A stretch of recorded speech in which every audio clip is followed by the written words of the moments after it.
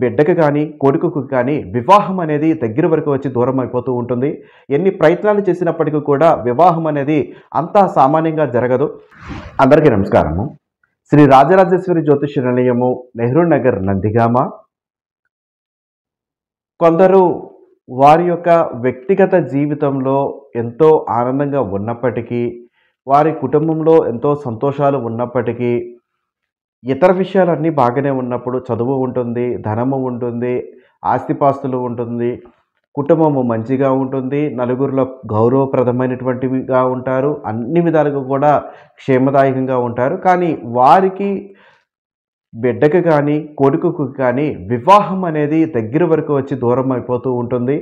ఎన్ని ప్రయత్నాలు చేసినప్పటికీ కూడా వివాహం అనేది అంతా సామాన్యంగా జరగదు. ఎంతో కష్టపడాల్సి వస్తూ ఉంటుంది. సంబంధాలు వస్తూ ఉంటాయి, పోతూ ఉంటాయి. అన్నీ ఉన్నప్పటికీ కూడా ఈ సంబంధాలు ఇలా వెళ్ళడం కారణం చేత మానసిక ఒత్తిడి అనేది ఎక్కువగా చూస్తూ ఉంటారు.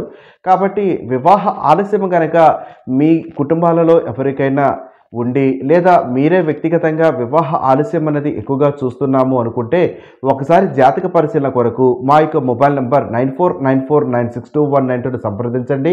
వివాహ ఆలస్యం అంటే 25 నుంచి 28 లోపు వివాహం అయితే ఆలస్యం కాదు, అది పురుషులకు. 25 లోపు స్త్రీలకు వివాహం అయితే మంచిది. కొందరికి 30, 35, 38, 40 సంవత్సరాలు వచ్చినప్పటికీ కూడా వివాహం కాదు, స్త్రీ పురుషులు ఇద్దరికి కూడా. అట్టి వారికి మాత్రమే వివాహ ఆలస్యం అనేది పరిగణలోకి తీసుకోవాలి. కాబట్టి ఇటువంటి వయసు మీకు కలిగి ఉండి వివాహం కాలేదు అనుకున్న వారు మాత్రమే ఫోన్ చేయగలరు.